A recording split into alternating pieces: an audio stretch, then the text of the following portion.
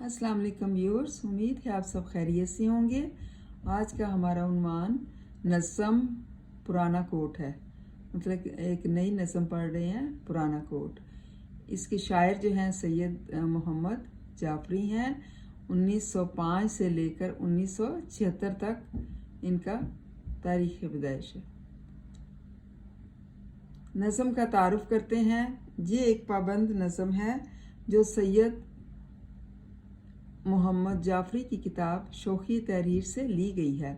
सैयद मोहम्मद जाफरी मुल्की सकाफ़त को मगरबी असरात से पाक देखना चाहते थे, जिसका इजहार उनकी इस नज़म पुराना कोट में ये खूबी से हुआ है। शायर ने एक पुराना कोट नीलाम घर से ख़रीदा है। अगरचे वो कोट पुराना खस्ता है, लेकिन शायर इसे बेहतरीन कोट साबित करने के लिए बेहतरीन तंज़िया अंदाज में दलीलें घड़ रहे हैं। ये तंज़ दरअसल मगरबी तहज़ीब के इन असरात पर है जो हमारे यहाँ पैदा हो रहे हैं, और हम इस गैर महज़ब तहज़ीब को कबूल करने के लिए हर बेबुनियाद दलील का सहारा ले रहे हैं।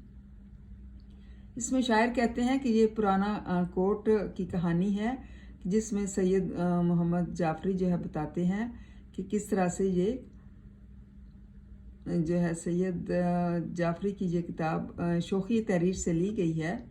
उनकी एक नज़म है, और इसमें मुल्की सकाफ़त, मुल्क की जितनी भी सकाफ़त है वो उसको चाहते हैं कि वो उस पर मगरबी तहज़ीब के असरात ना हों, और जिसका इजहार उन्होंने इस नज़म पुराना कोट में किया है कि एक पुराना कोट उन्होंने नीलाम घर से ख़रीदा है। अगरचे वो कोट बहुत ही पुराना खस्ता हाल है, मतलब बहुत ज़्यादा पुराना है, लेकिन शायर जो है अपने बेहतरीन अंदाज में इसको साबित करने के लिए कह रहे हैं कि ये कोट जो है बड़ा शानदार है, और दलीलें इसके लिए पेश कर रहे हैं, और तंज़िया अंदाज में दलीलें जो हैं वो पेश कर रहे हैं, मतलब इसका सबूत दे रहे हैं।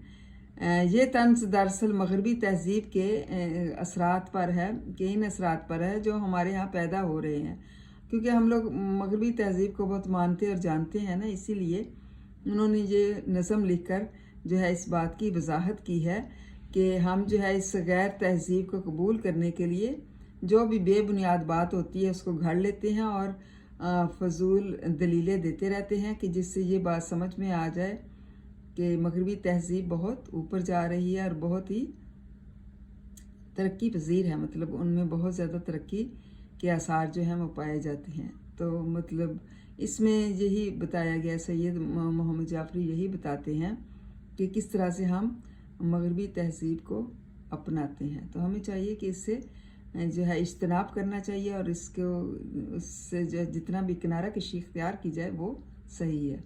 उम्मीद है तलबा आपको नज़म के तारफ़ की समझ आ गई होगी, और शायर का भी पता चल गया होगा कि सैयद मोहम्मद जाफरी जो हैं इसके शायर हैं।